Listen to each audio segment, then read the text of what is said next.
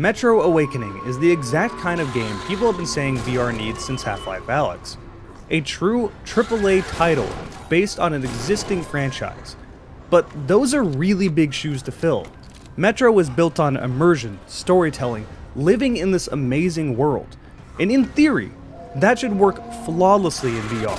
Metro, like Half-Life, is the exact kind of game that should translate to literally being in that world. But that's only if you do it right.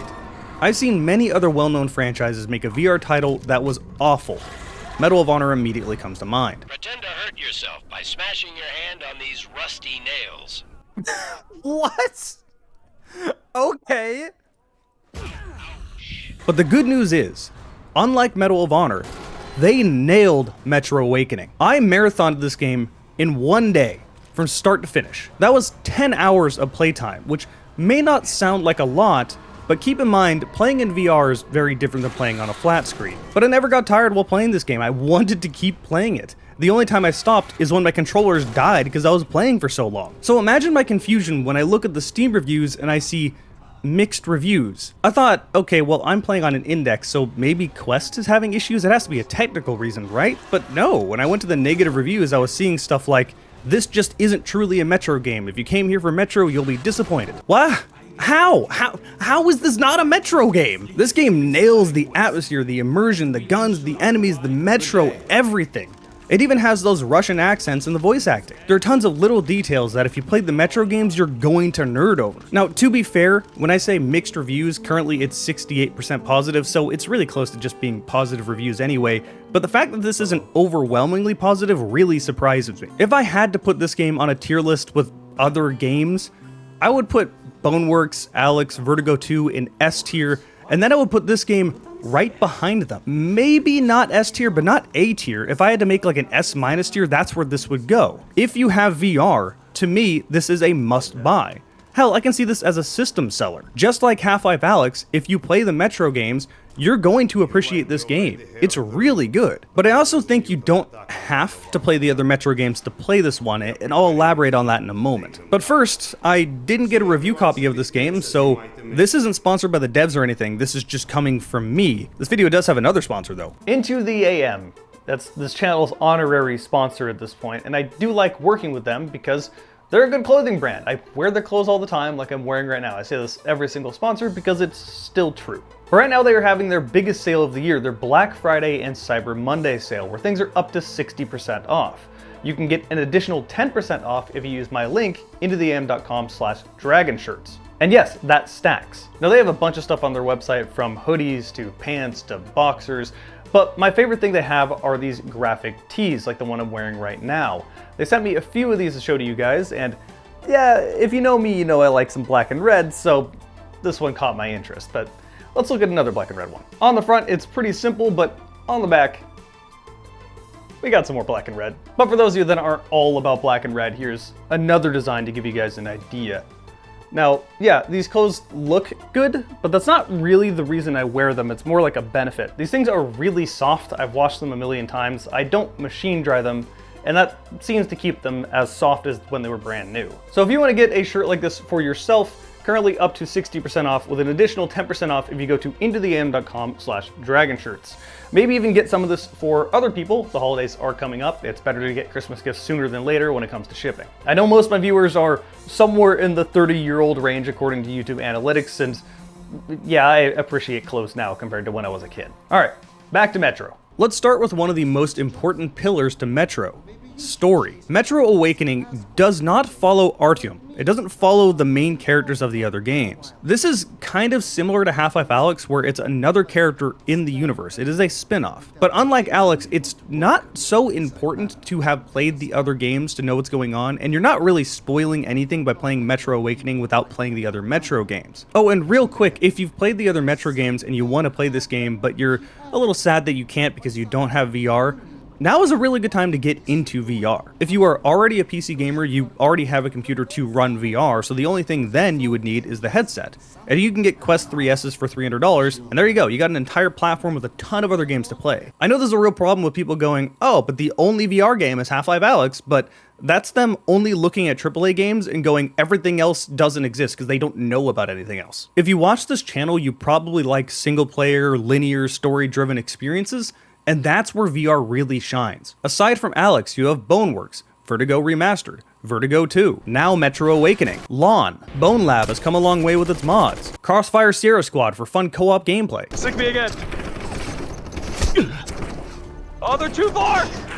District Steel for fear-like combat, H3VR if you just want to be a gun nerd, Into the Radius for a true stalker experience, The Light Brigade, tons of tactical shooters. You get my point, there is a ton of VR games, so the notion that you're buying a VR headset just for one game in Half-Life Alyx is mostly just not knowing what those other games are. And also, once you buy that headset, you literally don't have to do anything else. You just plug in your Quest, and that's all you have to do. And $300 is less than what you're spending on a GPU or a console, so it's pretty good. It's pretty worth it. I really enjoy VR. The hardest thing with VR is that VR does not translate to a flat screen. There is literally no way to explain with words what VR is like. I do my best, but until you put the headset on, it's not really going to make sense. Back to what I was talking about before getting off topic, the story. Again, you don't play as the main character from the other Metro games, and it won't tell you who you play as. Metro Awakening is sort of an origin story for another character in the Metro universe, one that you do already know. And once you realize who this character is, it becomes very interesting. I'm not giving any spoilers out here, so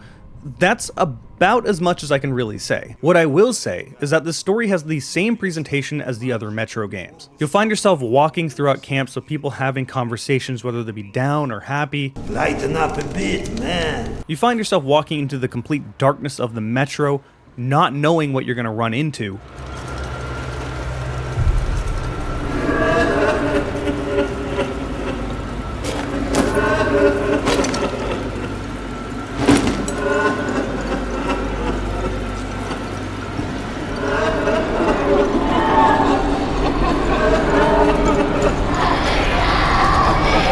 Find yourself fighting mutants and being jumped on by spiders.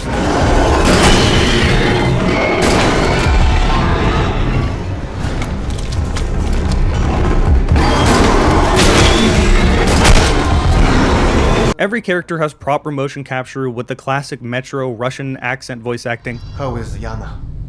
Pretending her husband isn't a hot-headed, insensitive ass. You know what? Good. Say stupid shit more often. Your two are so lovey-dovey as it is. I literally throw up in my desk at least once a day. She was trying so hard to be reasonable. There was clearly a lot of love and care that went into this game in a sense of, we're going to replay the Metro games and get this right. And again, this is why I'm so confused that there's even mixed reviews. This is clearly a Metro game. As for the graphics, this is the one time it kind of deviates a little bit. The graphics I don't think are as good as the other Metro games, but I'll give them a pass. Because these graphics are definitely not bad, like not in any way, especially in the headset. However, having graphics as good as say Metro Exodus, but in a VR headset, is really difficult. That can just kill computers. Again, I have no idea how Valve made Alyx look this good without making your computer explode. Alyx is the exception, it's not the rule. And compared to other VR games that are not Alyx, this is a pretty good looking one. More importantly, all those VR settings that you would want to have both for controls and graphics are here. And this game ran really well for me. I was having 120 FPS pretty much the entire game. I never had any stuttering or any real issues. I did have one case where the game crashed during a loading sequence, but that was it. In 10 hours of play, I had one crash that didn't even give me an error, it just closed, so I don't even know if that was the game's fault. The game even has proper spectator mode where I can increase the FOV if I want to. The FOV you're seeing is 90, which is still nowhere near as big as what I'm actually seeing in my headset. So yeah, a pretty good PC VR release, again, while playing with an index on my computer. The more important takeaway I had is something that cannot be explained through flat screen. As I said, trying to explain what playing in VR is like to someone who's never played in VR is really difficult and borderline impossible without them putting on the headset. Jumping into a franchise that's already as immersive as Metro, but quite literally being in that universe because it's VR, is a totally different experience. Sense of scale is a massive thing in VR. Seeing how big the mutants actually are compared to what you would usually see in Metro 2033 is wild. I mean, these things stand taller than I am, and I'm 6 foot tall. But also just walking around in the Metro universe and just literally touching things and seeing, like, this is what VR does so well. But none of that means anything if the game fumbles at its controls and it just becomes frustrating to play.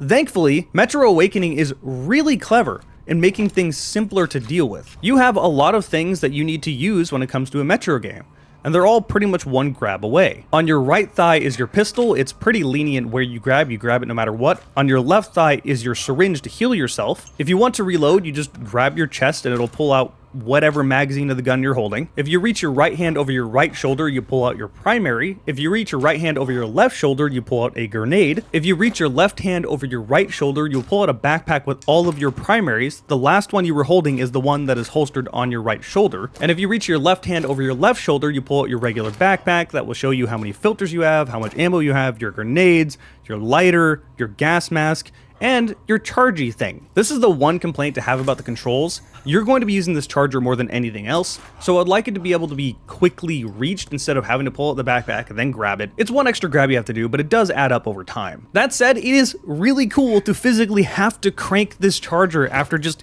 clicking the button however many times you did before in Metro. And in order to charge up power things, you have to actually hook it onto different generators. It's just so cool. The same thing can be said about the gas mask. Having to actually put the gas mask on, and the fact that you're wearing a VR headset, so it kind of feels like you're wearing a gas mask, and then also having to physically wipe the gas mask when condensation builds up.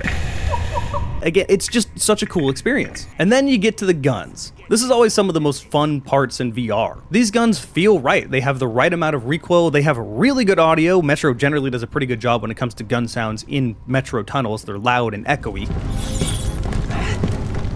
Wait, what?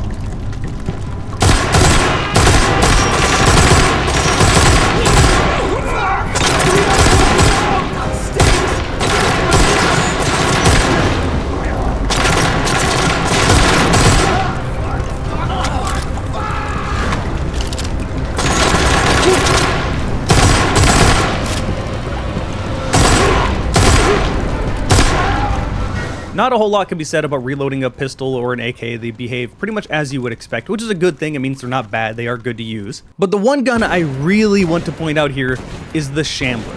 I cannot tell you how awesome it is to physically have to reload this weird outside revolver semi-auto shotgun thing. You've seen this reload for years in the regular flat screen games, but the animation just kind of plays in front of you. In Metro Awakening, in VR, you can physically top up whenever you want to, placing the shotgun shells in the weird position that this gun has. And also, since this is VR, if you're multitasking, you can just one-hand it to get a mutant off of you. Like, I'm nerding out a lot about this, but this is exactly what VR does well. I love this. And then comes the enemies, which are all going to be familiar to you, but they have unique twists on them. I'll mention 2 enemies.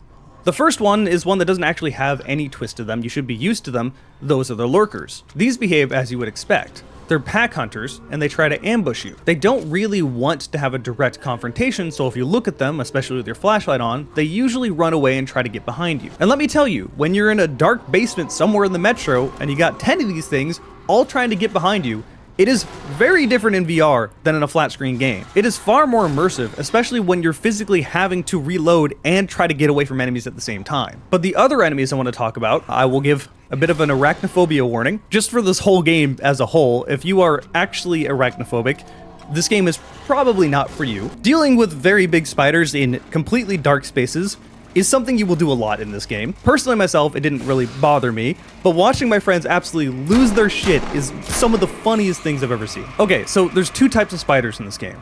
The first one are the smaller spiders, which I say small, but context. These guys are relatively harmless. Keep that in your mind for now. The other spiders are the big ones. These guys will scuttle around, and they can be anywhere.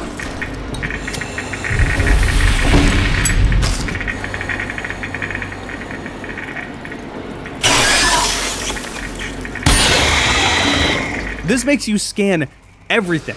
The walls, the floors, the ceilings.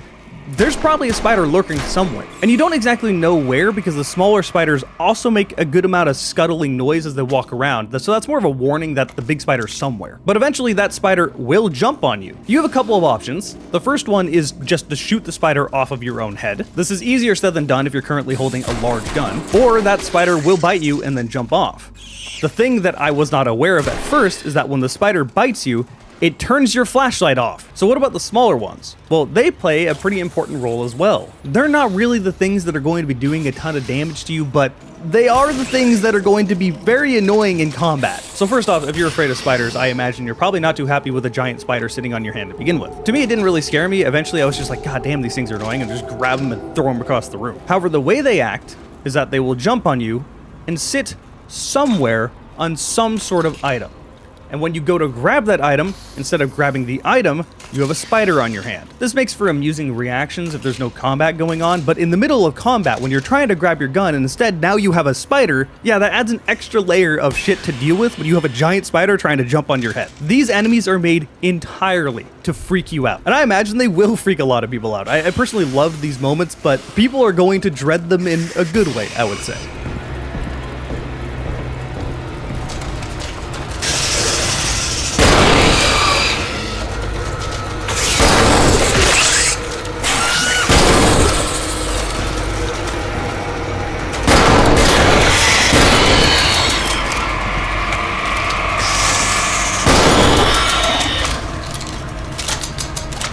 Now, with all the gushing about this game done, I do have one criticism. It's not really one that ruins the game, but it is something that left me disappointed. And that is that you never go to the surface. You go close to it, but you never actually get up there. You never get to see it. And I want to see that in VR. That's so disappointing to me. Because, well, yes, you were spending most of your time in the metro, as you would expect from a game called Metro. The original game still had you occasionally go to the surface. Like, I want to see the destroyed Moscow. Well, hopefully this game does well, and maybe we'll get another VR Metro game. But I feel the same way about this game as I do Half-Life Alyx. Insanely good experience, but if they wanted to make another VR game, it would have to be supplemented with another regular flat-screen game, and the VR games would have to be spin-offs. I love the VR experience, but I don't think you can shift this franchise to just be VR. I think that would be a bad decision. But hey, VR spin-offs are something I always want. Imagine if we had a VR spin-off Halo game, or even a VR spin-off ODST, more tactical Halo game. I could dream, okay? I know Microsoft pulled out of VR because they're really dumb and mishandle everything. They could have just done what Sony did with their headsets. They have headsets. They could have just made them compatible with PC and Xbox, and there you go. Now you got a VR market. But no, Microsoft is Microsoft. It's funny that Sony did exactly what I wanted Microsoft to do to begin with. But okay, I'm getting very off topic. Metro Awakening is good. The point of this whole video is that I really, really like this game. This is a must-play VR game. And in my mind is a reason to get into VR if you haven't already. Hey, huge thanks to Into the AM for sponsoring this channel. Again, up to 60% off, current sale right now with an additional 10% off if you go to intotheam.com/dragonshirts. Big thanks to my YouTube members. They get to see my videos early, usually at least a week at a time. There's some videos they get to see a month at a time. If you want to see more videos like this, I got a whole playlist right there. YouTube's recommending this one. And if you want to subscribe, go ahead and click this. Thanks for watching. See you next video.